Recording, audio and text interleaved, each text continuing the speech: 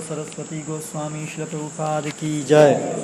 अनंत कोटि वैष्णव वृंद की जय। नामाचार्य श्रील हरिदास ठाकुर की जय।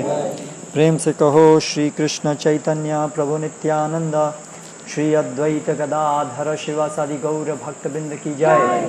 श्री श्री राधा कृष्ण गोप गोपी गो श्याम कुंड राधा कुंड गिरि गोवर्धन की जय। वृंदावन मथुरा धाम की जय। नवद्वीप मायापुर धाम की जय। भक्ति देवी की जय। तुलसी देवी की जय। समवेत भक्त वृंद की जय। निताई गौर प्रेमानंदे।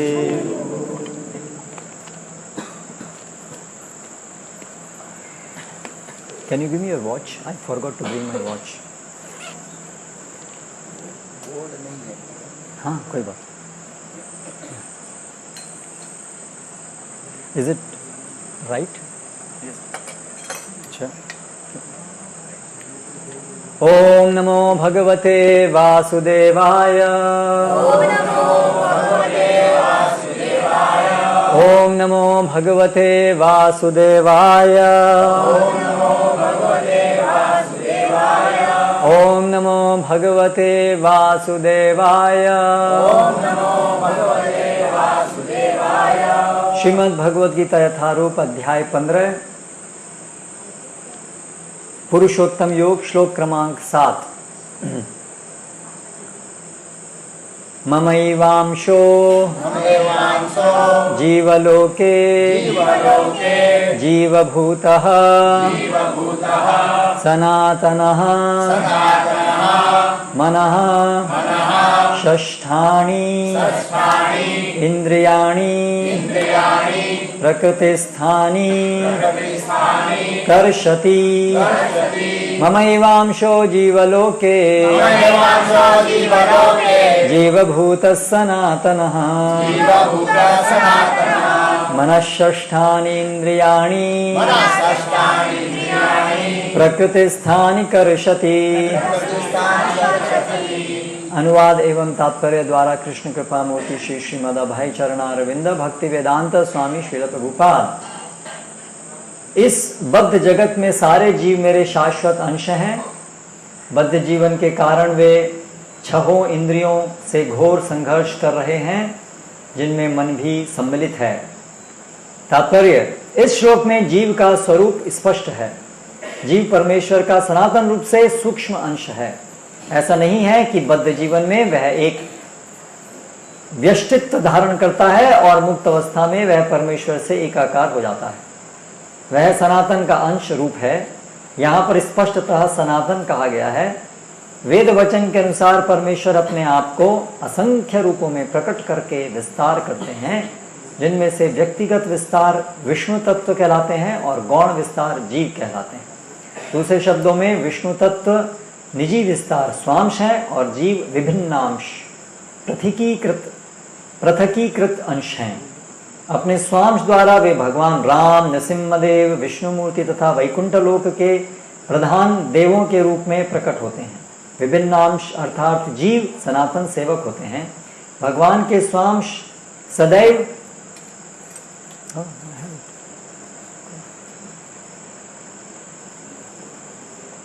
भगवान के स्वांश सदैव विद्यमान रहते हैं। इसी प्रकार जीवों के विभिन्नांश के अपने स्वरूप होते हैं। परमेश्वर के विभिन्नांश होने के कारण जीवों में भी अनेक आंशिक गुण पाए जाते हैं, जिनमें से स्वतंत्रता एक है। प्रत्येक जीव का आत्मा रूप में अपना व्यष्टित्व तथा सूक्ष्म स्वातंत्र्य होता है। इसी स्वातंत्र्य के दुरुपयोग से जीव बद्ध बनता है और उसके सही उपयोग से वह मुक्त बनता है।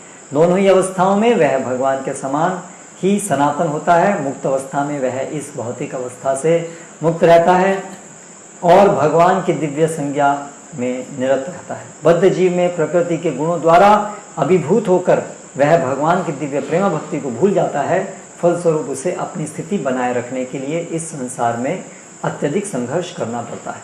तात्पर्य और भी लंबा है, किंतु आज के इस चर्चा के लिए हम केवल इतना ही पढ़ेंगे।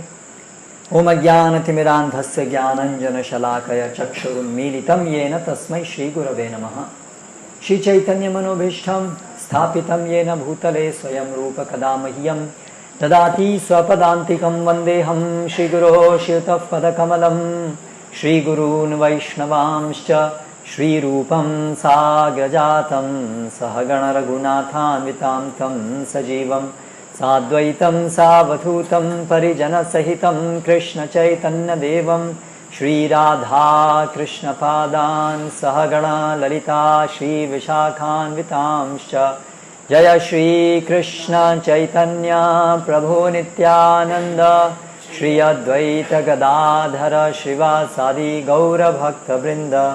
हरे कृष्णा कृष्णा कृष्णा हरे हरे, हरे राम राम राम हरे हरे। आज का हमारा विषय है कि स्कूल कॉलेज की जो पढ़ाई है और आध्यात्मिक जीवन दोनों में सामंजस्य कैसे बनाएं। कुछ ऐसा ही है ना, पैराफ्रेज ऐसे। लेकिन यहाँ पर हमारे सम्मुख तो केवल विद्यालयों में जाने वाले बच्चे ही नहीं हैं, और भी अन्य लोग भी हैं।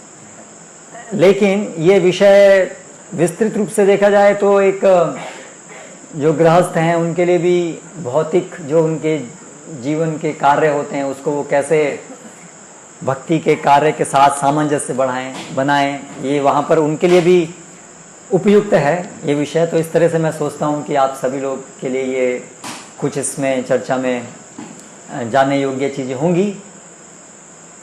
लेकिन हम मुख्य रूप से विद्यार्थियों के संदर्भ में बात करेंगे। तो ये प्रश्न सबके साथ में आता है।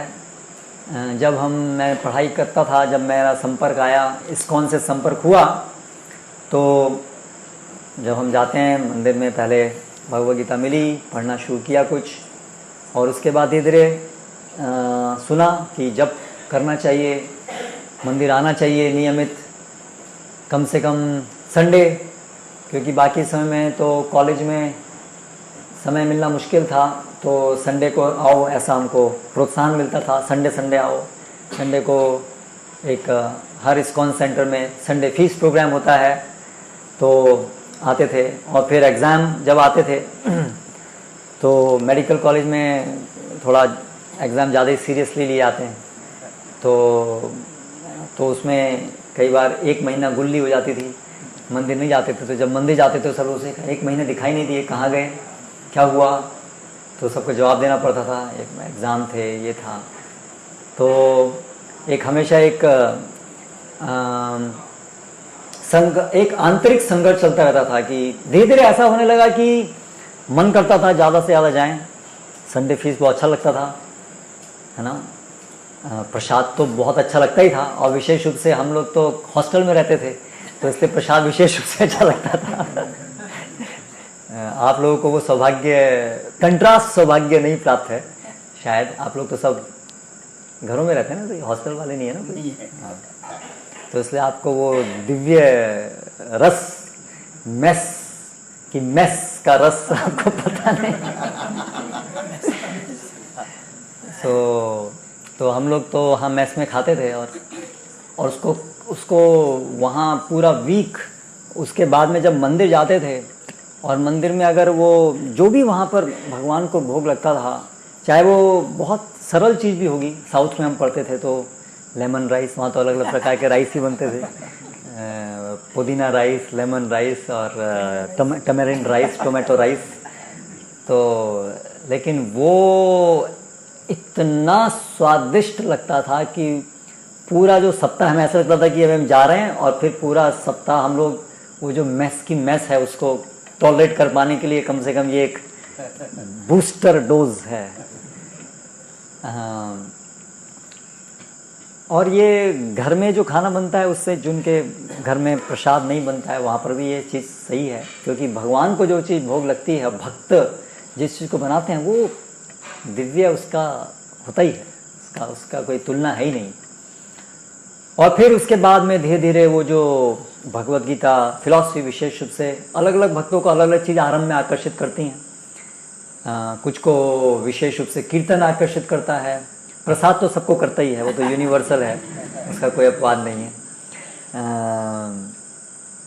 एक्सेप्ट कुछ होते हैं जो नेचुरोपैथी वाले होते हैं, उनको ना कच्चा खाना है या तो उबला हुआ खाना है, बहुत कम होते हैं ऐसे, लेकिन वो भी ज़्यादा दिन नहीं रुक पाते वो भी। तो हमारे नंदग्राम में एक भक्त आए हैं अभी, ऐसे उनका बहुत समय से ऐसे अभ्यास है बड़ा ही खाने को संतुलित और ऐसा खाना, लेकिन मैं देख रहा था अभी वो फीस्ट भी अच्छे से खा रहे थे।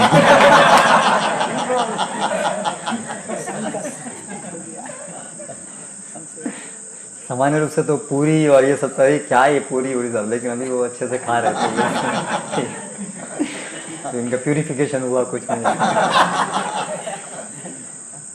तो फिर लेकिन मुझे विशेष रूप से कृष्ण कॉन्शियस फिलॉसफी बहुत आकर्षित करी शुरू से ही, कृष्ण कॉन्शियस फिलॉसफी।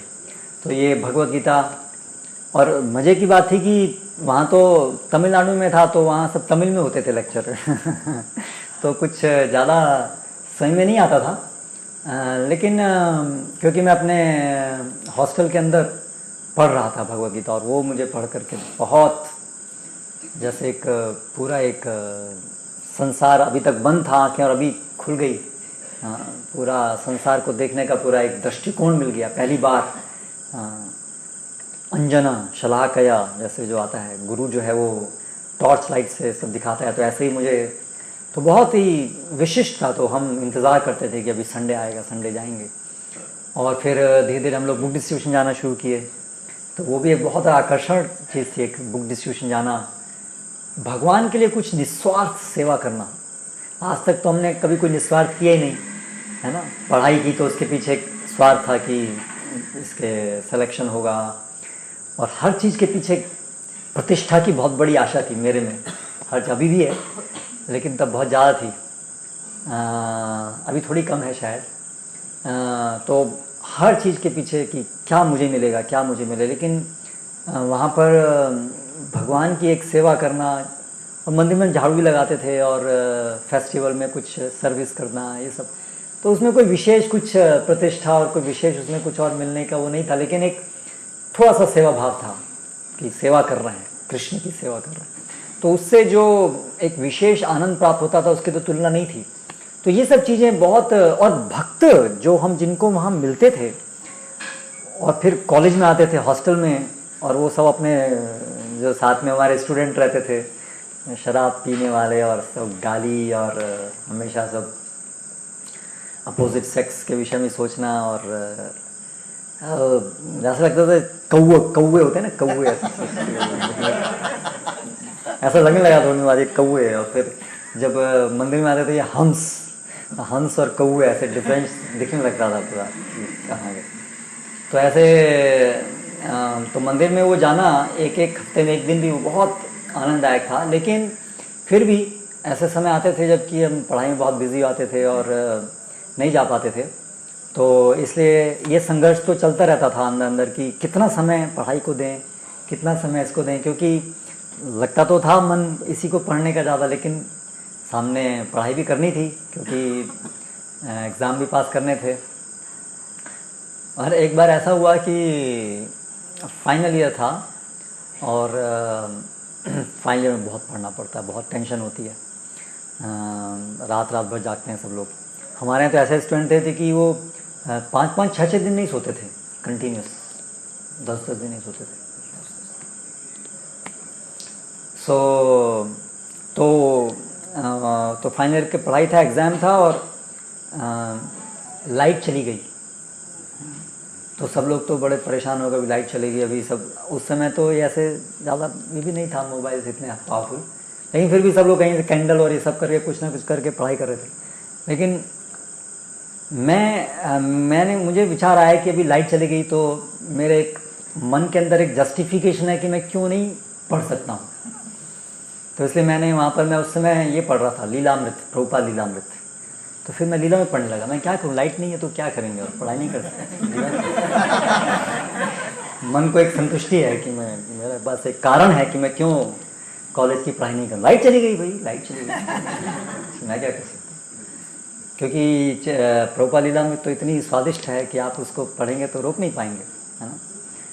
तो इसलिए ये एक युद्ध अक्सर हम देखते हैं हमारे जीवन में रहता है कि हम भगवान की कृपा से अगर हम खींचते हैं, भगवान हमें खींचते हैं, बहुत तेज खींचते हैं भगवान, है ना। तो बहुत सौभाग्य की बात है अगर भगवान ऐसे खींच रहे हैं। और फिर ये बहुत ही जगह तो फीका पड़ जाता है उसके आगे बहुत, है ना। तो उस समय में बड़ा एक असमंजस सा होता है कि क्या करें, कितना समय यहाँ दें, कितना समय यहाँ दें। तो आज का जो विषय है वो कितना समय दें। तो इसके लिए कोई एक उत्तर नहीं है, कितना समय कोई पढ़ाई के लिए दे, कोई कितना समय आध्यात्मिक जीवन के लिए दे। क्यों?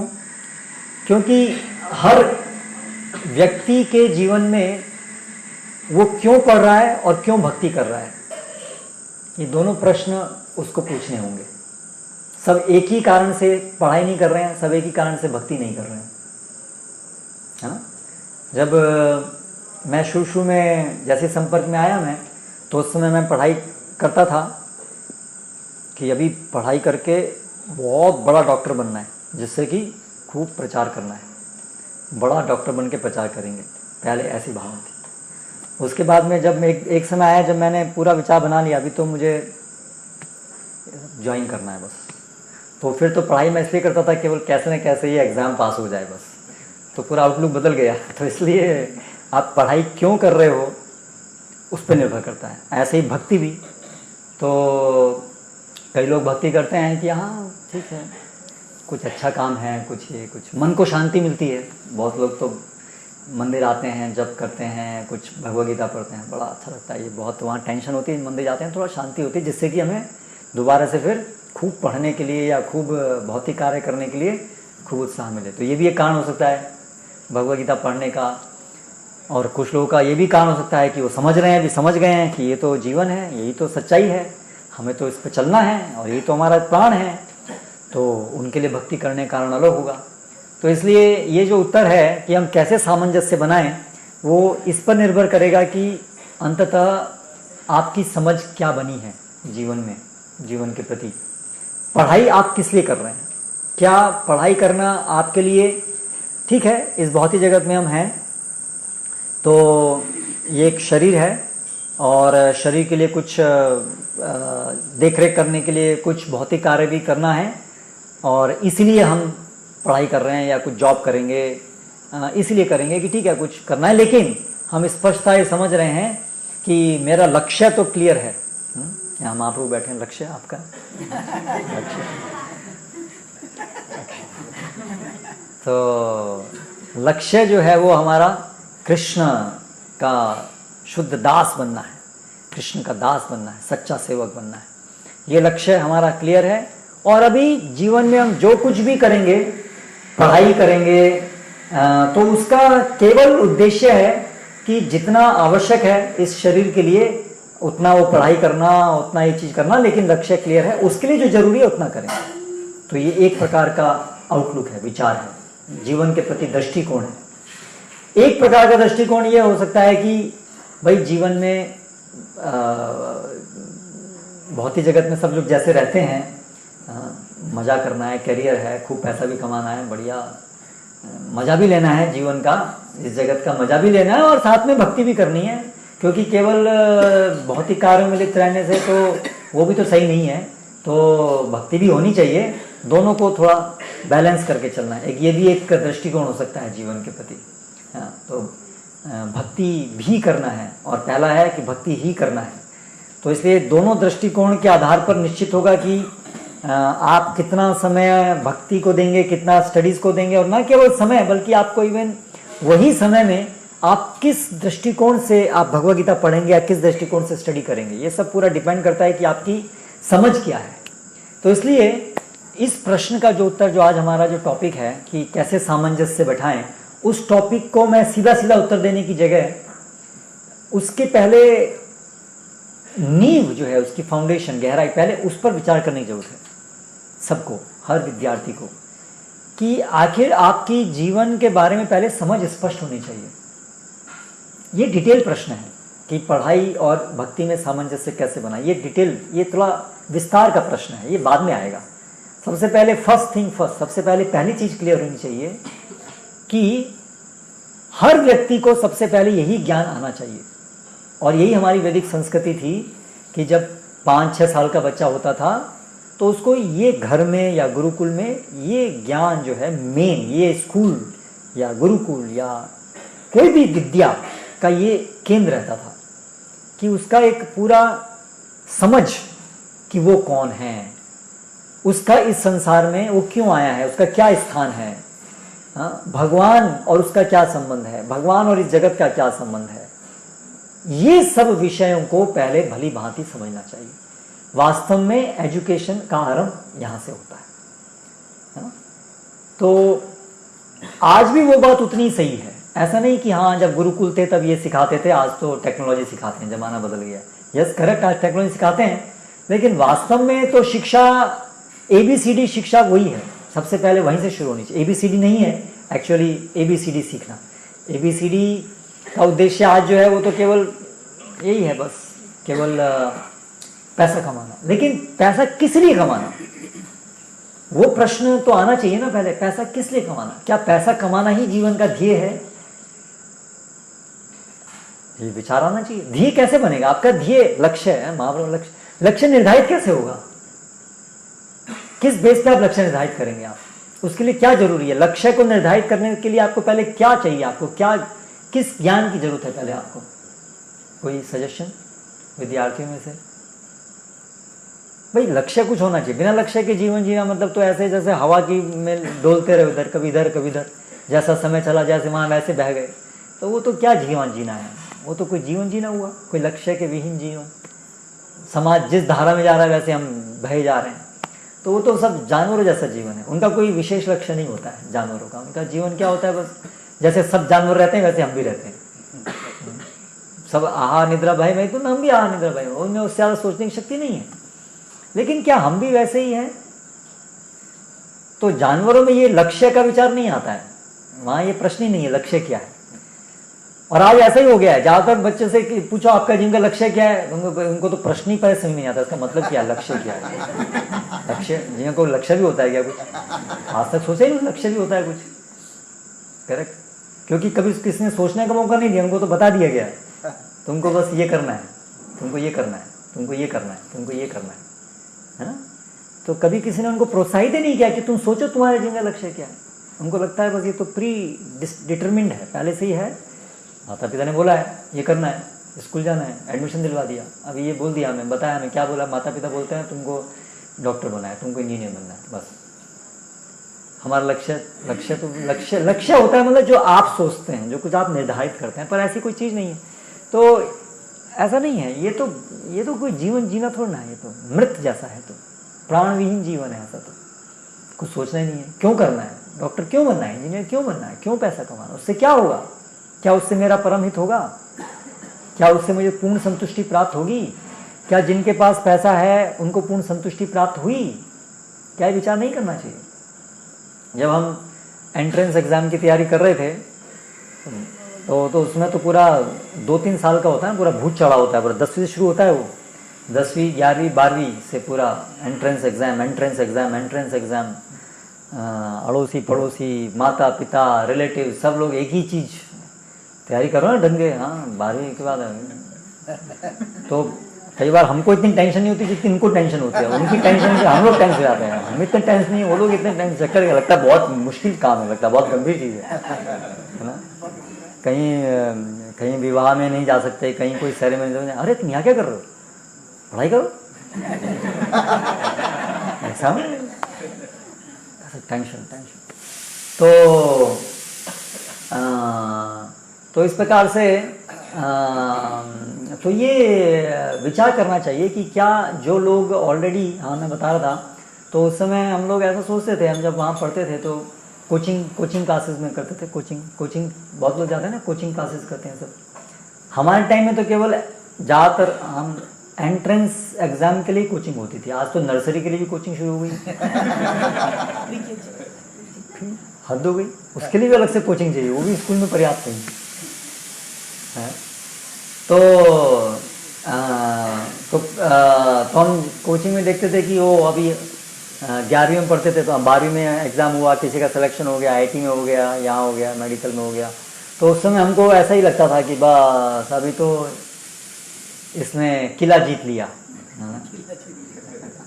हो गया इसका बेड़ा पार, अभी इसको जीवन में और कोई कुछ सोचना ही नहीं है, भाई तो ऐश ही ऐश है बस। तो ऐसा ही इनको सब सोच, मेरे पिताजी भी ऐसे बोलते थे, बस बेटे तेरा एक बार सिलेक्शन है बस फिर तो जीवन में कुछ है ही नहीं, बस मजा ही मजा है। और ऐसा वो 5वीं कक्षा से बोलते आ रहे थे, हर साल यही बोलते थे, ये हो जाए फिर उसका कोई चिंता नहीं। तो फिर एक बात तो मुझे समझ में आने लगा, झूठ बोल रहे थे ऐसे ही बोलते रहते। और फिर थोड़ा सा समझ में आने लगा, हम देखते थे कि जो लोग कर रहे हैं, जॉब कर रहे हैं, पढ़ाई कर रहे हैं, वो इतने खुश तो नहीं है जितना हमें मैं बोला जाता था कि बस तुम्हारा ऐसा हो जाएगा तो फिर तो जीवन में ऐश ही ऐश है। तो ऐसा तो नहीं दिख रहा था, तो ऐसे ही रूटीन लाइफ, बोरिंग लाइफ, पैसा कमा लिया बस, फिर क्या हो गया। और वास्तव में वो खुद अनुभव भी किया हमने कि जितना वो जो जोश था सेलेक्ट होने का, जिस दिन रिजल्ट आया उस दिन से ख़त्म हो गया वो बस उस दिन से ही वो ख़त्म हो गया। उससे पहले जितना उसमें उसको प्राप्त करने के में ऐसा लगा था कि ये प्राप्त होगा और कितना मज़ा आएगा, वो मज़ा उस दिन तक ही था जिस दिन तक सिलेक्शन हुआ। जिस दिन हो गया उस दिन वो मज़ा ख़त्म, अभी आगे की चिंता शुरू। करेक्ट। तो ऐसे करके धीरे धीरे कुछ तो समझ में आया कि ये ऐसे ही चलता रहेगा, जैसे वो है ना गधे के आगे डंडा लगा करके गाजर टांग दो तो गधा जो है हमेशा चलता रहता आगे, अभी एक दिन तो गाजर मिलेगी, एक दिन तो गाजर मिलेगी। तो ऐसे ही सारा संसार जो हमको बस ऐसे ही गधा बना करके, बेटे तुम ये कर लो, बस ये कर लोगे ना बस फिर तो ऐश ही ऐश। वो गधे को कभी भी वो गाजर मिलती नहीं, उसकी ऐश कभी होती नहीं, वो चलता रहता चलता रहता। तो ऐसे ही संसार में किसी की ऐश आज तक हुई नहीं, सबको गाजर लटका के आगे लगा जा रहे हैं। ठीक है। फिर हम जब कॉलेज में गए तो कॉलेज में हमारे प्रोफेसर तो अभी उन्होंने नारा क्या देना शुरू किया वहाँ पर, क्योंकि कॉलेज में वहाँ बहुत पढ़ाई करनी पड़ती थी। वहाँ तो हमारे पिताजी तो ये बोले थे कि बेटे तेरा सिलेक्शन में आ गया फिर तो ऐश ही ऐश है पर कॉलेज में गए तो पता लगा यहाँ कौन सी ऐश है भाई, इतना सारी परेशानी, इतनी सारी पढ़ाई। तो चलो मैं कहा चलो ठीक है, शायद कॉलेज हो जाने के बाद में, ख़त्म हो जाने के बाद में ऐश आएगी। ठीक है। लेकिन वो प्रोफेसर को देखते थे तो उन्होंने तो नारा देना जो क्या, देखो खूब मेहनत करो क्योंकि जीवन भर ऐसे ही मेहनत करनी है वही फायदा पर्दाफाश हो गया ये भाई तो पागल ही बना रहे हैं, तो क्लियर कर स्वीकार ही कर लिया उन्होंने लास्ट में आकर के। तो ऐसे ही अभी बोले अभी इसलिए खूब मेहनत करो क्योंकि आगे जीवन ऐसे होना, अभी गधा बनने की ट्रेनिंग है, आगे गधा बनना है तो इस तरह से विचार करना चाहिए। आखिर संसार में सब लोग जो ये सब अलग अलग नारे दे रहे हैं, ऐसा करो वैसा करो, आखिर क्यों करना है? आखिर हम कौन हैं, हमें क्या करना है, हमें क्या कैसे संतुष्टि मिलेगी जीव को? लेकिन आज दुर्भाग्य ऐसा हो गया है कि हमारा बचपन से इस प्रकार से हमको ट्रेनिंग मिलता है कि हमें कभी ये ऐसे इंडिपेंडेंटली कुछ गहराई से कुछ सोचने का प्रेरणा, कुछ उसका प्रशिक्षण, कुछ उसके लिए प्रोत्साहन नहीं होता है ना। बिल्कुल पकाया बस, भर दिया, दे दिया, बस ऐसा ही है बस, और कुछ सोचना नहीं। और कभी कुछ एक आध इधर उधर प्रश्न पूछ लिया कॉलेज में कि ऐसा क्यों ऐसा क्यों, चुप, ज़्यादा तुम प्रश्न पूछने वाले बनते हो, ये एग्जाम में नहीं आने वाला ये वाला क्वेश्चन टाइम वेस्ट मत करो। या तो कभी कभी फिर माता पिता से पूछ लिया, बोलते हैं बेटे ये तो जब मरने की शैया पे बैठ जाओगे तब सोचना है अभी तो टाइम नहीं है इसका। तो ऐसा करके पूरा सोसाइटी इस प्रकार से बनाया हुआ है कि कोई प्रोत्साहन नहीं है, और कोई सोचने लगता है तो उसको पागल सोचते हैं लोग, है ना। ये भी एक और है, और कोई सोचने लगता है बोले ये अजीब सा सोचता है कुछ, हम तो कभी सोचता नहीं, वो भी नहीं सोचता, कोई भी नहीं सोचता। तो किसी और के मन में प्रश्न आए नहीं आया तो तू पागल है सर्टिफिकेट करेक्ट। तो अगर थोड़ा बहुत भी सोचता होगा तो वैसे वो चुप हो जाए, वो लगता है कि मैं ही पागल हूँ और किसी का प्रश्न नहीं आ रहा। तो मुझे बहुत आनंद हुआ जब मैं भक्तों के संग में आया कि अरे ऐसा दूसरे लोग भी सोचते हैं, करेक्ट। तो ऐसे में पागल नहीं था, ये सारे लोग पागल थे। वास्तव में ये लोग सोचने वाले लोग हैं, पर वो बहुत विरले हैं, बहुत कम हैं ऐसे, है ना। तो इसलिए मुझे बड़ा आश्चर्य हुआ ये जानकर के कि संसार में इतने सारे लोग पागल एक साथ हो सकते हैं बहुत बड़ा आश्चर्य था क्योंकि हम जल्दी सोचते थे पागल खाने में थोड़े से लोग होते हैं लेकिन जब पता चला कि संसार पूरा का पूरा पागल खाना है तो ये बहुत बड़ा आश्चर्य था। ये बड़ा आश्चर्य की बात, इतने सारे मास स्केल में लोग पागल हो सकते हैं। तो मतलब ऐसा लगता था कि पागल लोग कम होंगे और ठीक लोग ज़्यादा होंगे, लेकिन वहाँ से पता चलना शुरू किया कि ठीक लोग कम हैं और पागल लोग ज़्यादा हैं। सच्चाई उल्टी है। तो वो भी बड़ा आश्चर्य था। लेकिन पॉइंट ये है कि कम से कम आप लोग अभी जब युवा हो तो उनको सोचना शुरू करना, क्योंकि जीवन में क्या होता है, हमारे जो विकास होता है उसमें अलग अलग स्तर होते हैं, स्टेजेस होती हैं, जिसमें हमारा अलग अलग कोश बोलते हैं उसको वैदिक भाषा में, कोश। हमारा जो शरीर का विकास होता है, मन, उसका एक एक स्तर पे विकास होता है। जब बच्चा जन्म होता है बच्चे का, या जन्म से पहले, उस समय उसका जो विकास होता है जिस शरीर के अंग का, वो होता है उसका अन्नमय कोश, उसको बोलते हैं। सबसे पहले जो विकास होता है शरीर के जिस भाग का, उसको बोलते हैं अन्नमय कोश। अर्थात मुख्य रूप से जो धातु है शरीर की, वो धातुओं का विकास होता है, हड्डियों का विकास होता है, त्वचा का विकास होता है, ये सब धातु। आयुर्वेद है कोई यहाँ आयुर्वेद के विद्यार्थी? होम्योपैथिक के तो हैं यहाँ कुछ, है ना? है आशीष होम्योपैथिक के? नहीं, इंजीनियरिंग, ये बायोटेक, अच्छा वहाँ है, अपने करजन में है। ओके, तो आयुर्वेद के अनुसार कुछ हमारा शरीर जो है वो ऐसे धातुओं का बना है। तो उसमें मज्जा है, अलग अलग हड्डी है, रक्त है, ये सब है। तो सबसे पहले इन चीज़ों का विकास होना शुरू होता है। फिर अन्नमय कोश के बाद में दूसरा, तो ये शुरू में यही कोश ज़्यादातर विकसित होता है। उसके बाद फिर दूसरा कोश डेवलप होना शुरू होता है, वो होता है प्राणमय कोश।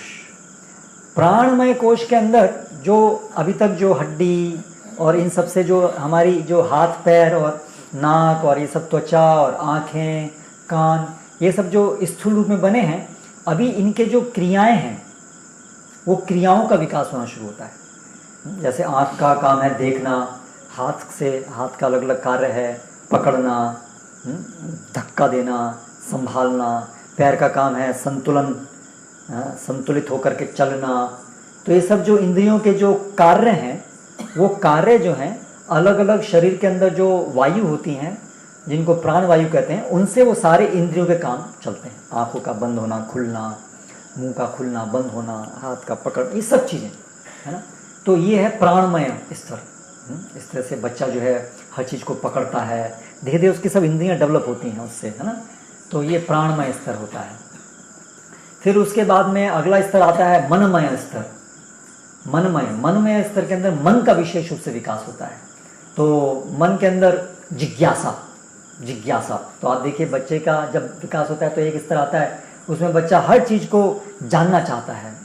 थोड़ा बड़ा, लगभग समझिए 10-12 साल की उम्र के आसपास लगभग, उस समय जो बच्चा जो है हर चीज़, बहुत सारे प्रश्न पूछता है। उस समय माता पिता परेशान हो जाते हैं, बहुत प्रश्न पूछते हैं, चुप, ये क्या है, ये क्या है, ये क्या है, ये क्या है, ये क्या है, ये क्या है, ये क्या है, हर चीज़ को जानना चाहता है, बहुत जिज्ञासु होता है बहुत मन। तो आजकल तो माता पिता के पास टाइम ही नहीं है उत्तर देने का, तो इसलिए मोबाइल, गूगल गुरु, जो जानना है यहाँ से जान लो, ठीक है। और फिर वहाँ से बहुत सारी ऐसी चीज़ बच्चा जान लेता है जो उसको नहीं जाननी चाहिए। वो तो उसको प्रोग्रामिंग करते हैं कि तुम्हें ये जानना है ना। तो वहाँ पर वो विशेष रूप से जिज्ञासाओं का दुरुपयोग करते हैं। उनकी जिज्ञासा करने की इच्छा है, उसको वो यूज़ करते हैं, मिसयूज़ करते हैं, उनको अपना कंज्यूमर बना देते हैं। तुमको एक ही जिज्ञासा करनी है, चॉकलेट कौन सी खानी है, बस यही जिज्ञासा करनी है। चॉकलेट के कौन कौन से प्रकार हैं और ये कैसे बढ़िया है, ऐसे करके उसका पूरा प्रोग्रामिंग कर देते हैं। नहीं, वो दूसरा टॉपिक है। तो ये मनमय स्तर आता है। फिर उसके बाद में अगला स्तर आता है ज्ञानमय स्तर। ज्ञानमय स्तर के अंदर फिर तर्क शक्ति का विकास होता है। तर्क शक्ति का विकास होता है कि क्यों, अभी तक था क्या, फिर अगला प्रश्न आता है क्यों, ऐसा क्यों, ऐसा क्यों, मुझे यही क्यों करना है, ऐसा ही क्यों होता है, ऐसा ही क्यों होता है, सूरज हमेशा पूरब से ही क्यों निकलता है, ऐसे करके। जैसे हम देखते हैं उसको न्यूटन, उसको प्रश्न है ना, हमने देखा सेब जो है गिर रहा है, ये नीचे क्यों गिरता है, ऊपर क्यों नहीं उड़ता है, तो क्यों प्रश्न है, ठीक है। लेकिन तो उसी प्रकार से अब आपकी जो स्टेज है युवाओं की, तो उसमें वो तर्क शक्ति होनी चाहिए। लेकिन दुर्भाग्य से वो तर्क शक्ति का उपयोग कुछ और चीज़ों में लगता है अभी, है ना। प्रश्न क्यों जो है वो कहीं और दिशा में चले जाते हैं, है ना। जो आधारभूत प्रश्न है क्यों, ऐसा क्यों, जीवन क्यों, संसार क्यों, जन्म क्यों, मरण क्यों, ये सबसे महत्वपूर्ण क्यों प्रश्न है जो आने चाहिए। करेक्ट। तो अगर ये ज्ञानमय स्तर में अगर ये प्रश्न करेंगे तो फिर इनका उत्तर ढूंढेंगे। क्यों, आखिर हमें दुख क्यों आते हैं, आखिर ये सब संसार में ऐसा सिस्टम क्यों बना है कि इतने सारे एग्जाम पास करो, इतना सारा दुख, और एग्जाम पास करने के बाद भी जॉब, उसका भी अनसर्टेनिटी, और फिर एक दिन मरना है तो क्यों, ये सब ऐसा ऐसा क्यों बनाया गया है, किसने बनाया, ये सब प्रश्न आने चाहिए। हाँ, अगर नहीं आते हैं किसी में, या तो ऐसा पूरा ट्रेनिंग हो गया है कि बचपन से कभी ऐसे प्रश्न मत करो, थोड़ा बहुत प्रश्न करना शुरू किया, उसको दबा दिया गया, तो फिर वो आगे तक धीरे धीरे वो प्रश्न करना बंद कर देता है। इसलिए हम देखते हैं कई बार जो लोग बड़े होते हैं, हमको जब प्रीचिंग करते हैं गृहस्थ भक्तों को, जब उनसे पूछते हैं कभी आपने सोचा ये जीवन, ये मृत्यु क्यों आती है, मृत्यु क्यों आती है, ये क्या प्रश्न है, मृत्यु क्यों आती है। बहुत उनके लिए ये प्रश्न, मृत्यु क्यों आती है, ये प्रश्न कैसे आया, मृत्यु क्यों आती है, सबको आती है, बस खत्म हो गया काम।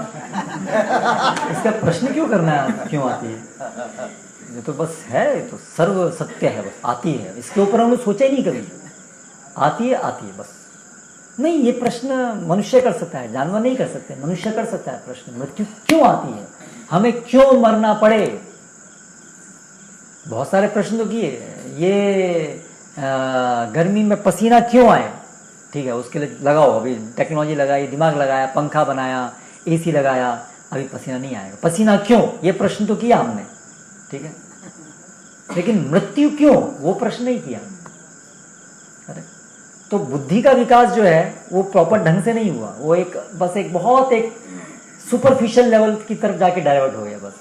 तो अभी जो है सारी जो संसार की जो ब्रेन है वो कहाँ एंड हो जाती है, आईआईटी में जा करके, और वहाँ क्या करते हैं, वो ये सब टेक्नोलॉजी बनाने में, इंडियन इंस्टीट्यूट ऑफ टेक्नोलॉजी, तो टेक्नोलॉजी में वो क्या प्रश्न के उत्तर ढूंढ रहे हैं, पसीना क्यों, बस। वो तो कुत्ता भी उसको जानता है पसीना क्यों, जा करके पेड़ की छांव में बैठ जाता है वो भी। गर्मी होती है तो उसको ही पता है पसीना को कैसे करना है।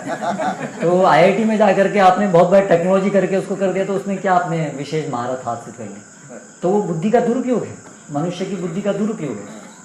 तो जो मूलभूत प्रश्न आना चाहिए था कि मृत्यु क्यों, उसको कैसे रोकना है, क्यों रोकना है, क्योंकि सबसे बड़ी समस्याओं का जड़ तो वही है ना। अगर मृत्यु रही और आपको पसीना नहीं आया तो मृत्यु से पसीना पसीना हो जाओगे। उसका उपाय क्या है, करेक्ट।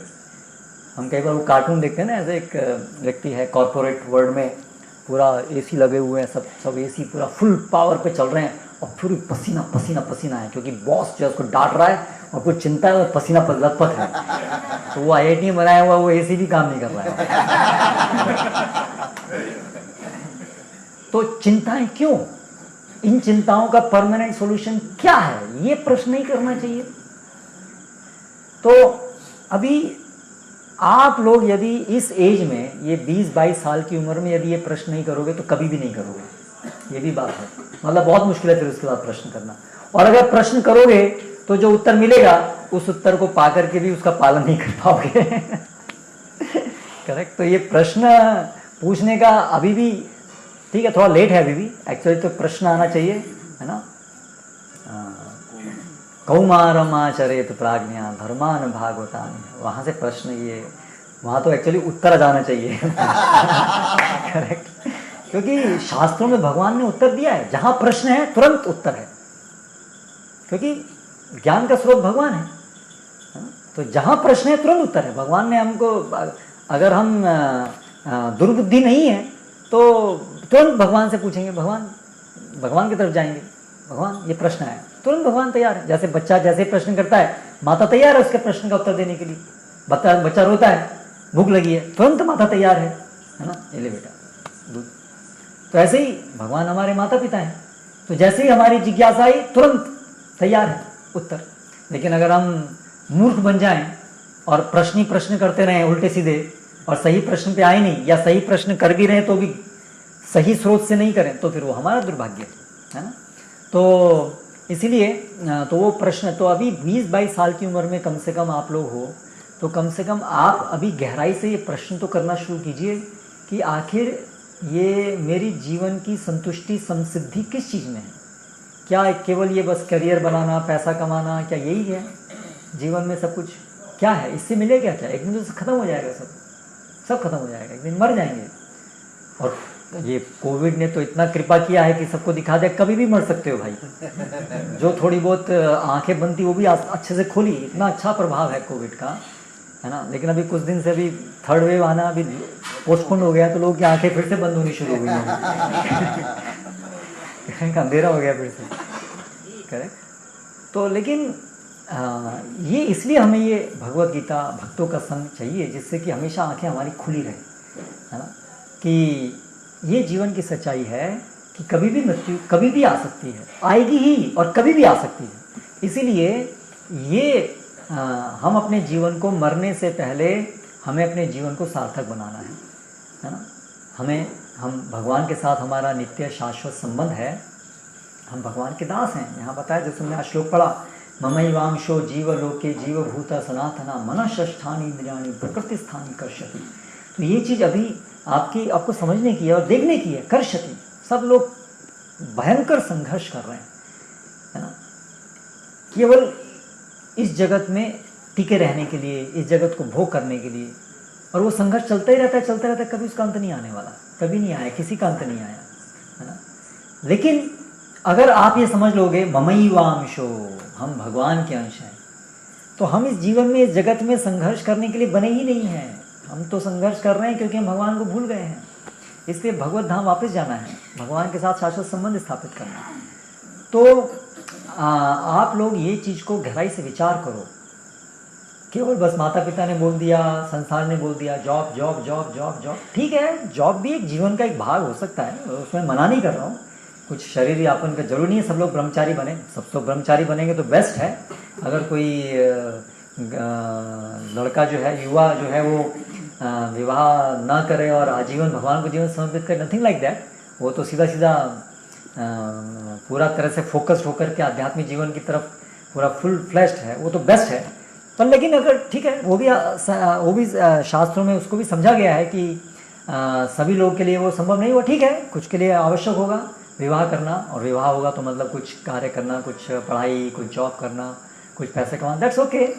लेकिन ये समझिए कि वो ही जीवन नहीं है, वो एक जीवन है कृष्ण को समर्पण होना, और ये उसका उसकी एक आवश्यकता है, उसके भगवान को की तरफ चलने के लिए एक वर्तमान समय की आवश्यकता है।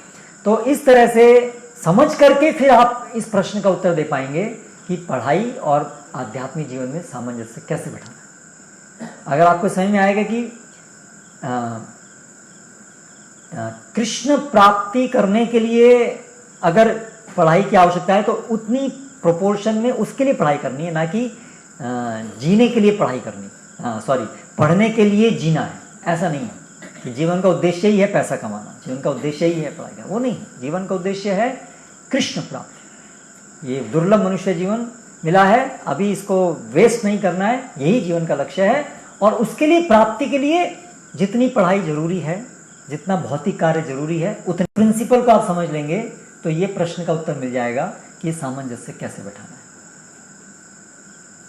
और जब तक इस प्रश्न इस स्टेटमेंट को आप नहीं समझेंगे, तब तक ये प्रश्न का सही से आप कभी भी इसका उत्तर नहीं जान पाएंगे। तो इसलिए जीवन का उद्देश्य, एकमात्र उद्देश्य केवल कृष्ण को प्राप्त करना है, और वो इमरजेंसी है, जल्दी से जल्दी करना है। हमारे पास समय पता नहीं कितना है, बहुत कम ही है, रास्ता बहुत लंबा है, मुश्किल काम है, तो इसलिए समय का पूरा सदुपयोग करना है। और हाँ, ये भी सच्चाई है कि शरीर है, शरीर की देखभाल भी करनी होगी, या अगर जो गृहस्थ बनने जा रहे हैं उनको गृहस्थ आश्रम प्रवेश करना है, परिवार को पालना बोलना है, वो भी सच्चाई है। लेकिन वो सब कार्य मदर्थे धर्म कामार्थान जो भी है, उसका उद्देश्य केवल होना चाहिए कि भक्ति के लिए वो जो आवश्यक है जितना उतना, ये चीज़ को ध्यान में रखते हुए करें। लेकिन आजकल समस्या ये है कि आप ऐसा करना चाहेंगे तो भी आपको ऐसे नहीं करने दिया जाएगा, क्योंकि संसार जो चल रहा है आधुनिक, वो इस उद्देश्य से नहीं चल रहा है, वो उल्टी उद्देश्य से चल रहा है ना, कि जो भी करना है इस जगत को एंजॉय करने के लिए बना है। तो इसलिए विडंबना यही आती है कि जब भक्त ये भी समझ रहे हैं कि जीवन तो केवल भगवान को प्राप्त करने के लिए जीना है, और शरीर का यापन केवल इसलिए कि भगवान को प्राप्त करने के लिए। लेकिन संसार क्योंकि उस प्रकार से नहीं बना है जो आधुनिक संसार है, और हम जब उसमें ऑपरेट करना चाहते हैं तो वो फिर अलग लक्ष्य है, यहाँ अलग लक्ष्य है, इसलिए वहाँ पर मुठभेड़ होती है। तो उसका तो सॉल्यूशन है एक, या तो ब्रह्मचारी बनो, है ना, जो बन सकते हैं, जो विरक्त हो सकते हैं, जीवन केवल कोई और ये सब जॉब वॉब ये सब एक ही साथ एक ही शॉट में सब कैंसिल, ठीक है, कृष्ण के लिए जीवन समर्पित।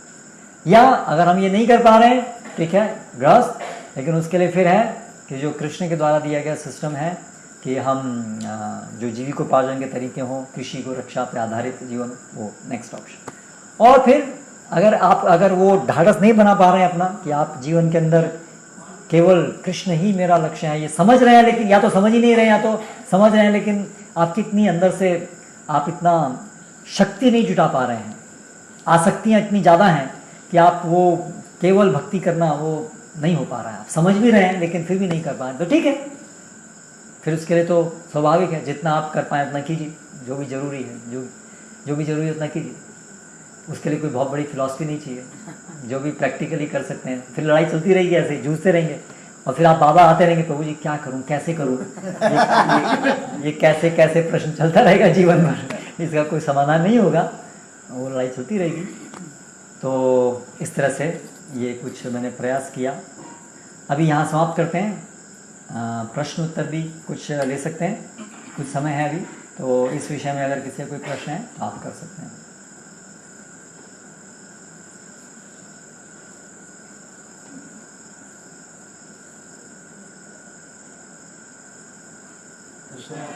छोटा बच्चा होता है उसको बहुत जिज्ञासा होती है जानने की, ठीक है। आपने कहा कि छोटा बच्चा होता है उसको बहुत जिज्ञासा होती है जानने की, लेकिन अगर उसके माँ बाप ही नहीं है तो उसकी जिज्ञासा तो लेट जाती है। अगर उसके माता पिता नहीं हैं, ओ अगर ऐसी करनी, हाँ, भावनावर्त में नहीं है, कृष्ण भावना में नहीं, ओके, तो उसकी जिज्ञासा सब लेट जाती है। तो इसके लिए क्या कर सकते हैं? अगर उसकी जिज्ञासा है वास्तव में तो ठीक है, हो सकता है वो उसके माता पिता उसको नहीं दे पाए। हम बहुत से लोगों के साथ तो ऐसा ही हुआ, करेक्ट, माता पिता नहीं दे पाए, लेकिन वो जिज्ञासा अगर बहुत गहरी थी तो वो तो बंद नहीं होगी, है ना, तो वो फिर कहीं ना कहीं आगे निकलेगी, और फिर भगवान जो है वो रास्ता दिखाएंगे, ऐसे लोगों को भेजेंगे जो आपकी जिज्ञासा को पूरा करेंगे, उसी को गुरु बोलते हैं। तो जिज्ञासा अगर सच्ची है तो भगवान आएंगे, चिंता मत कीजिए। ऐसा नहीं मतलब जो बहुत ही पढ़ाई पढ़ेगा, बहुत ही लोग साथ रहेगा तो उसकी जिज्ञासा मतलब खत्म हो जाएगी या फिर घूम जाएगी, प्रभावित होगी, लेकिन वो परीक्षा तो है कि जिज्ञासा कितनी गहरी थी, उस पर भी निर्भर करता है। तो लेकिन जो भी हमारे जीवन में होता है अंततः वो हमारे ही कर्म फलों का भुगतान भी हम करते हैं। तो जो भी हमें ऐसे माता पिता नहीं मिल पाए कि जो भक्त थे, उसके कारण भी हम ही हैं, करेक्ट। अगर आप में से ऐसे लोग हैं जिनके माता पिता भक्त हैं तो उनको समझना चाहिए कि कुछ सुकृति रही होगी कि आपको ऐसे माता पिता बने। लेकिन आप ऐसा भी हो सकता है कि सुकृति के कारण ऐसा मिला और फिर आप उसको पा करके भी खो दें, ये भी हो सकता है। सब तरह से बहुत, क्योंकि आपकी अपनी स्वतंत्र इच्छा शक्ति भी रहती है और आपके कर्मफल या आपकी भक्ति सुकृति भी होती है। तो जो भी है, जो हमारे हाथ में नहीं है उसको सोच करके उस पर विचार करने से कोई फायदा नहीं है, करेक्ट। कि भाई अगर उसके माता पिता ऐसे नहीं हैं तो उसका प्रभावित नहीं हो जाएगा, जो भी होगा, नहीं है तो नहीं है, माता पिता क्या करेंगे, तो उसके ऊपर विचार करने से कोई मिलेगा नहीं। बात यह है, अंततः सिद्धांत ये है कि अंततः भगवान है और भगवान सर्वशक्तिशाली हैं और भगवान चाहते हैं कि हम उन तक आएँ, और हमारी अपनी स्वतंत्र इच्छा शक्ति मनुष्य जो मिलती है, और हम अगर गंभीर हैं कुछ मात्रा में तो येन केन प्रकारेण भगवान हमें रास्ता दिखाएंगे। हमें क्या करना है उसकी चिंता हमें करनी है। सिस्टम ऐसा होगा, क्या होगा, कैसे भगवान उस तक पहुंच पाएंगे, भगवान जानते हैं वो कैसे पहुंचना है, वो उनको छोड़ दीजिए, ठीक है। हमारे हाथ में जो है हम क्या कर सकते हैं उसकी चिंता हम करें, ठीक है। कि अभी मेरे को जितनी समझ है मैं उसके लिए क्या करूं, मेरे को इतनी इच्छा हो रही है, मैं इतनी समझ है, लेट मी ट्राई, बस अपनी चिंता हम करें। भगवान अपना कर्तव्य वो कैसे करते हैं वो जानते हैं कैसे करना है। करेक्ट?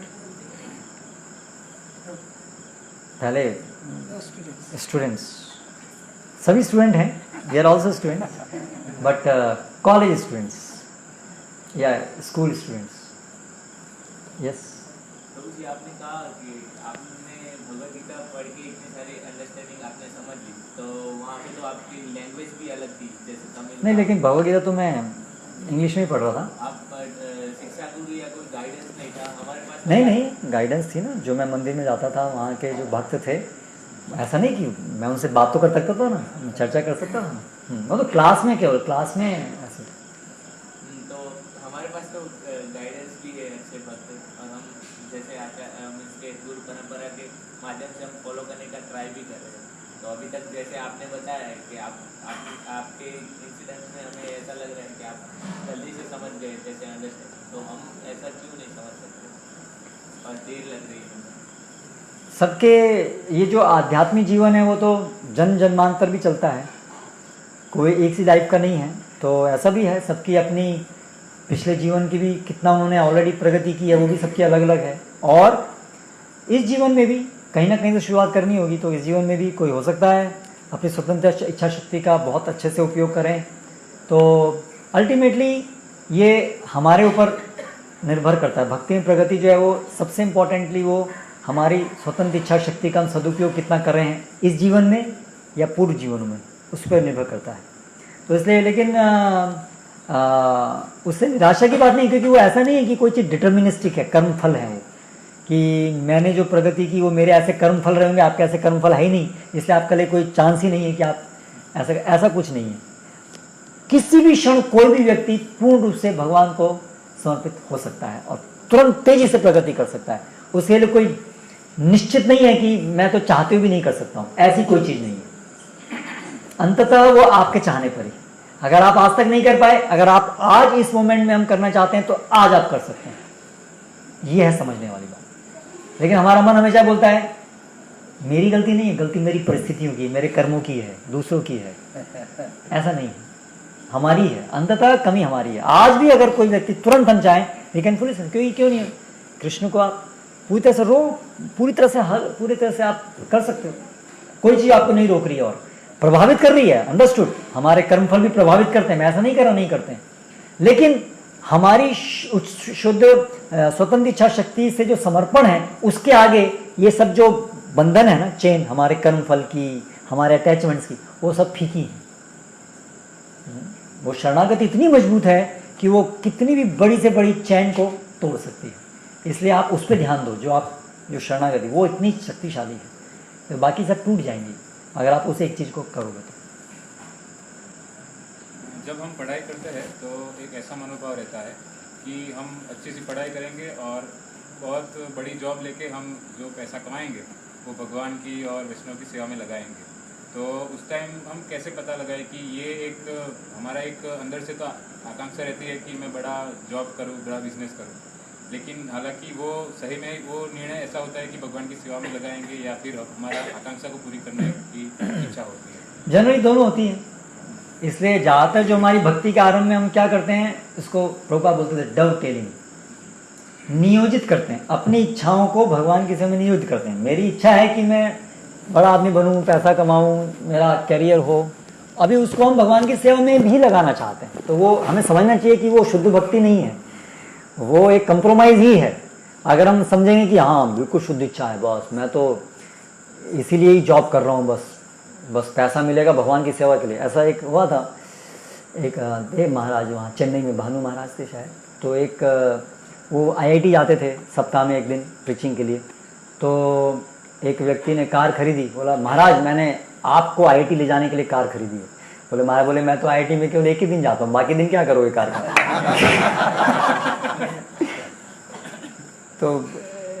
तो ऐसे अपने को झूठ बोलने की, अपने को धोखा देने की टेंडेंसी बहुत रहती है हमारी. तो वो हमें सोचना है कि ठीक है स्वीकार करो उसको, मेरी दोनों इच्छाएं हैं, मेरी अपनी भी इच्छा है तो उसको स्वीकार करना अच्छा है. झूठ नहीं बोलना है, अपने को धोखा नहीं देना है, स्वीकार करना है मेरी इच्छा भी है और ये भी इच्छा है कि मैं भगवान की सेवा करूं. दोनों ये अच्छा प्लेटफॉर्म है. कम से कम स्वीकार तो करें कि मेरी इच्छा है और फिर इनसे निकलना है मुझे इच्छाओं से. ठीक है धीरे धीरे निकल रहा हूँ, प्रयास करूँगा. लेकिन स्वीकार तो करें कि इच्छाएं हैं। उसको जबरदस्ती नहीं नहीं कोई इच्छा नहीं, मैं तो केवल भगवान की सेवा के लिए कर रहा हूँ, तो फिर वो शुद्धि नहीं होगा फिर। क्योंकि अगर हम जो आदमी सोया हुआ है, सो नहीं रहा है, सोने का नाटक कर रहा है, उसको जगाना मुश्किल है।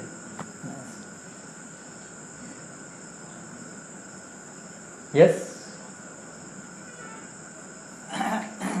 ये प्रश्न भक्त माता पिता के जो बच्चे होते हैं उनके लिए है। जो भक्तों के जिनके माता पिता भक्त हैं उनके बच्चों के लिए ये प्रश्न, उनकी तरफ से ये उनकी प्रश्न है। तरफ से मतलब वो ऐसा मेरे को भी पूछे थे ऐसा। तो जनरली जैसे आपने बताया आपका स्टडीज हुआ था, तो क्या होता है भक्त बहुत चतुर होते हैं, वो क्या आपका डॉक्टर है ना वो पकड़ेंगे तो सोचेंगे कि विशाची प्रभु बहुत बड़े डॉक्टर होने के बाद उन्होंने इतना किया, हमारे लड़की को भी इंजीनियर बनाएंगे, डॉक्टर बनाएंगे, तो वो अच्छा प्रचार कर सकता है, भक्ति में अच्छा नियोजित हो सकता है, पैसा ला सकता है। देखिए प्रभु जी आखिरकार तो पढ़ाई तो करनी ही है, पढ़ाई नहीं करेंगे। तो प्रश्न है कि माता पिता, भक्त माता पिता ऐसा बच्चे को बोलते हैं कि देखो सव्यसाची दास तो डॉक्टर बना तो इतना अच्छा प्रचार कर रहा है, लेकिन महाप्रभु एंड डॉक्टर नहीं है, मुझसे ज़्यादा प्रचार कर रहे हैं। वो भी बोलते हैं। देखो ये दिख रहा है ना, तो आपके यहाँ भरूच में तो ऐसा कोई प्रश्न नहीं कर सकता।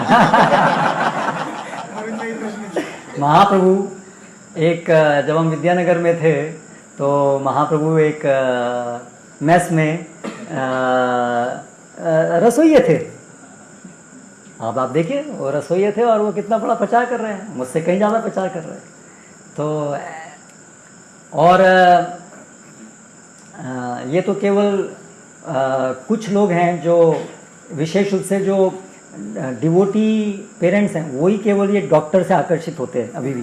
बाकी जनरल लोग जो हैं उनको तो अभी वो इतने सब लोग हैं वो कहाँ इसको देख रहे हैं कि कोई डॉक्टर है, इससे कोई फर्क नहीं पड़ता है। सब केवल कहने की बात है। हो सकता है 1-8% पड़ता हो, लेकिन उस 1-8% के लिए मैंने जितना समय खोया उसका क्या। तो इसलिए प्रभुपाद बोलते थे अगर किसी ने ऑलरेडी टाइम वेस्ट कर दिया है तो उसको वेस्ट को यूज कर लो, लेकिन ऐसा नहीं कि उसको देख करके बाकी लोग भी टाइम वेस्ट करें, ऐसा नहीं।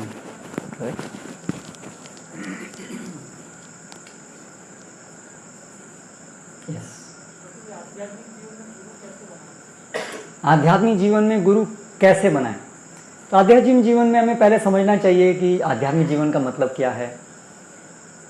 हाँ, बेसिक चीज़ें, हम कौन हैं, भगवद गीता का अध्ययन जरूरी है, भगवान कौन है, भगवान क्या कहते हैं हमें, कैसे भगवान तक पहुंचना है, भगवान का सेवक कैसे बनना है, तो गुरु की आवश्यकता क्यों है, फिर गुरु का मतलब क्या है, गुरु के लक्षण क्या हैं, गुरु का साथ हमारा संबंध कैसा होगा, कैसा होना चाहिए, हमारा गुरु के प्रति क्या कर्तव्य होता है, ये सब चीज़ों को पहले समझना चाहिए। फिर जब आप समझ जाएंगे तो फिर आप अपने आप आपके प्रश्न का उत्तर आपको मिल जाएगा कि या आपको पता लग गया कि गुरु क्यों बनाना है, तो आप उत्साही हो गए। गुरु के लक्षण क्या होते हैं जो आपको पता चल गया तो आपको आंखें खुल गई, आपको आंखें मिल गई जानने की कि कौन व्यक्ति गुरु हैं। तो इस तरह से फिर आप दोनों तरफ से गुरु डिसाइड करेंगे कि शिष्य आप होने लायक हैं कि नहीं, वो आपको स्वीकार करना चाहेंगे कि नहीं, तो गुरु ये डिसाइड करेंगे कि आप शिष्य होने लायक है कि नहीं, और शिष्य ये डिसाइड करेगा कि कोई भी व्यक्ति जो है क्या वो आपको भगवान तक जाने का रास्ता दिखाएंगे कि नहीं। बोथ वेज, ठीक है, ठीक है। तो यस, हम सब भगवान के अंश हैं, फिर भी हमारे माता पिता हमें स्टूडेंट्स लाइफ में ये कहते हैं कि तुम ये बनना है, इंजीनियर बनना है तुम्हें, मुझे तो खास तौर पर कहते हैं। तो मैं ये कहता हूँ तो माता, हम एक मिनट मैं रिपीट कर रहा हूँ ये रिकॉर्डिंग के लिए कि हम सभी भगवान के अंश हैं, लेकिन माता पिता ऐसा बोलते हैं कि हमने तुम्हें इंजीनियर बनाया नहीं, तुम इंजीनियर बनो। हाँ, तो ये हमारा एक मोह है, वो हमारा एक मोह है पापा का कि वो तुम इंजीनियर बनो, कि हमारा लोग है कि हम उसकी तरफ जाना चाहते हैं।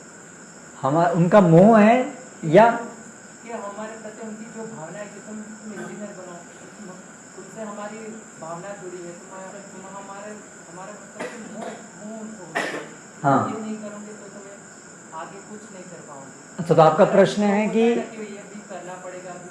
मतलब आपका प्रश्न है कि हमारे माता पिता क्या हमारे ही हित के लिए ये सब चीज बोलते हैं कि तुम इंजीनियर बनो, या उसमें उनका अपना लोभ होता है? वो तो पेरेंट्स को पूछना पड़ेगा, अलग अलग पेरेंट्स का अलग अलग होगा। लेकिन सामान्य रूप से जो हम देखते हैं, तो जब तक कोई शुद्ध भक्त नहीं है तब तक संसार में ऐसा कोई नहीं है जो बिना लोभ के कुछ भी करता हो। करेक्ट? तो चाहे माता पिता हैं, चाहे कोई भी है, ये जो लोभ है, स्वार्थ है, निस्वार्थ तो केवल कृष्ण, शुद्ध कृष्ण भक्ति ही केवल एक निष्काम होता है ना। बाकी सब तो कुछ ना कुछ स्वार्थ होता ही। इवन माँ भी, माँ का बच्चे के प्रति जो लगाव है वो इस संसार में सबसे अधिक निस्वार्थ है, पर पूर्ण निस्वार्थ वो भी नहीं होता है जब तक वो माँ शुद्ध कृष्ण भक्त ना हो। तो उसका भी एक स्वार्थ है, कहीं ना कहीं उसका एक अपना एक स्वार्थ है। अर्थात क्या, वो भी इस बच्चे को एक शरीर के स्तर पे देख रही है ना, ये मेरा बच्चा, इसको मैंने जन्म दिया है, इसके आधार पर वो अटैचमेंट है ना। वो आत्मा है, वो कृष्णदास है, ये कृष्ण भक्त बनेगा, यही उसका सर्वश्रेष्ठ जीवन का, ये तो नहीं जानती ना। तो इसलिए वो तो शुद्ध ज्ञान नहीं है, तो इसलिए वो जो अटैचमेंट है वो शुद्ध नहीं है, वो भौतिक अज्ञानता से जनित है। चाहे वो निस्वार्थ हो, लेकिन फिर भी वो रॉन्गली डायरेक्टेड है, उसकी डायरेक्शन गलत है अगर वो निस्वार्थ है तो भी, क्योंकि वो वास्तव में उसका हित नहीं जानती ना। तो इसलिए, और ज़्यादातर तो ऐसा निस्वार्थ होता नहीं है ना। तो हम देखते हैं कि एक कहानी भी है, एक बाढ़ आ गई थी, तो एक माता और हाथ गोदी में बच्चा था, तो बाढ़ पानी बढ़ रहा था, तो माता बच्चे को बचाने के लिए बच्चे को ऊपर ऊपर ऊपर कर रही थी, लेकिन जब पानी यहाँ से ऊपर आ गया तो बच्चे को नीचे रख के उसके ऊपर खड़ी हो गई। तो क्योंकि सबसे प्रिय हर व्यक्ति को अपना प्राण होता है, उसके बाद नेक्स्ट है सब कुछ अंततः। लेकिन हाँ, ऐसे कुछ अपवाद हो सकते हैं जिनको अपने प्राणों से ज़्यादा प्रिय, ऐसे कुछ अपवाद हो सकते हैं, लेकिन वो अपवाद यदि हैं तो भी वो मिसडायरेक्टेड है, उनकी डायरेक्शन से नहीं, वो कृष्ण के प्रति होना चाहिए था। क्योंकि अंततः बच्चा तो मरेगा एक दिन, उनका संबंध, वो मरेगा या आप मरोगे। करेक्ट? तो वो जो अगर निस्वार्थ भी है वो प्रेम, वो फ्रस्ट्रेशन का कारण बनेगा, क्योंकि आपने उसको गलत डायरेक्शन में, उसको कृष्ण के तरफ जल जाना था, लेकिन आपने शरीर की तरफ उसको आपने प्रवाहित किया, इसलिए वो फ्रस्ट्रेशन का कारण ही बनेगा। ठीक है? श्रील प्रभुपाद की जय।